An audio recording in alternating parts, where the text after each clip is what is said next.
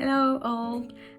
This week we'll learn about disability justice, disability culture, inclusion, and disability activism. We'll learn the history behind them. We'll learn how it has their fight for their rights have given them amazing things, and how this fight is continued today. To what we learned relate a lot.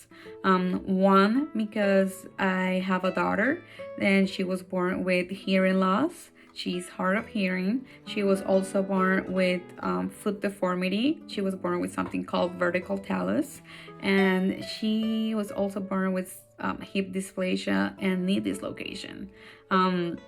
There's a possibility that she has a genetic syndrome. So the things that we talked about this class go touch very close to my heart. Why? Because I want my daughter to grow in a world that will accept her as she is, and that will give her the opportunities to succeed and to be whoever she wants to be.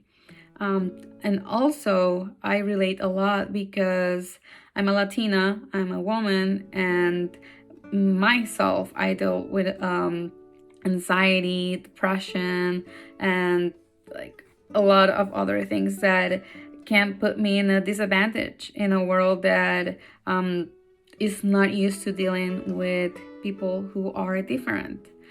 Something that I love about this class is how these different terms, we can learn about them, and we must learn about them even if we didn't know someone that has a disability. For me, I never got the chance, I never got the opportunity to learn about their rights, to learn about what language can be hurtful to their families, to them.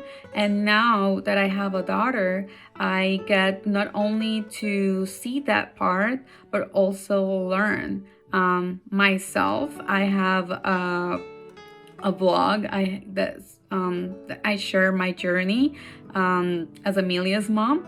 And then thanks to this class, now I know how to be more inclusive. I know how to be more respectful and empathetic of others that might not have the same disability as my daughter, but that my words matter to them and can hurt them in any way. This week we also talk about the different services that go around and that help people with disabilities and their families.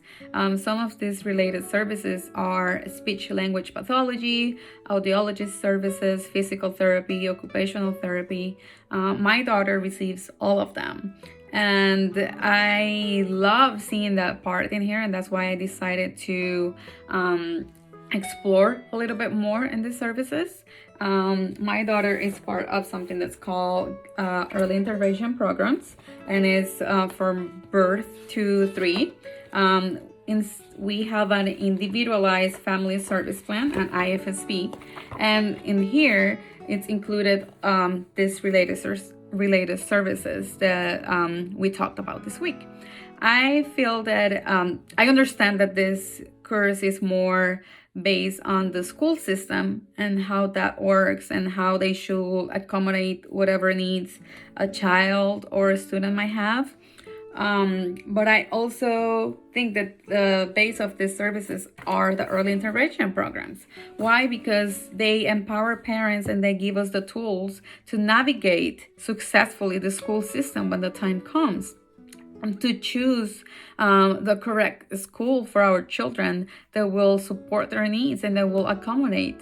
Unfortunately, a lot of parents do not know about this, and then when they go into the school system, they find out that they don't have the support that they need, and it can be very hard. To go more in depth on the inclusion part, I decided to do an interview with my daughter's physical therapist. I asked her how her work can influence inclusion. I will read her response, and is this. As a physical therapist, the first thing I did upon graduating was taking an oath. And that oath, it stated that as a medical professional, we have the duty to provide all individuals with the best possible treatment interventions to facilitate their healing and quality of life. Of course, that is not a direct quote, but that is how I interpret it. I think that oath itself is the embodiment of inclusion. Physical therapy is only successful if the family and patient is an active part of it. And that's the beautiful part of professionals.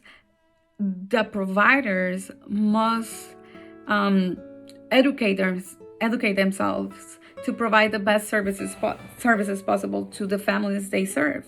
And this includes knowing more about the needs of this family, knowing more about how this disability, like the pathology of the disability, but at the same time giving them hope, giving them opportunities to look in themselves what their kids is capable of, and not only put the baby and put the child in a box saying, oh, this is what happens with this disability, and not let them explore whatever other skill they can explore.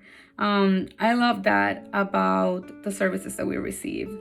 I love that we are able to track the milestones, but at the same time, we learn that Amelia has her own timing, and that even though that maybe she's not meeting a milestone that she's supposed to be meeting by one, we receive the tools to work on that, and we celebrate the other milestones that she's meeting. We respect who she is, and that's part of being an advocate and being an ally, being someone that's actively respecting the needs and the persona of someone with a disability. And lastly, reflecting on my own identity, I feel that being part of a minority and being part of a group that could have been segregated in the past makes me understand in another level what people with disabilities have to go through. Also, having a daughter with hearing loss and knowing that we will have to fight for her rights, fight for what she needs, and ask for accommodations when she is on a plane and other things. That gives me hope and gives me, it motivates me to keep learning and find whatever tool that I can find to help my daughter and to help other people that might be going through the same. So yeah, those are the things that I learned. I learned a lot about advocacy. I learned about the different activism groups and how to be part of them, how these related services can help me be part of them in a very unique way. You can choose whatever way you feel more comfortable with to support the cause that you want to be successful. And yeah, thank you.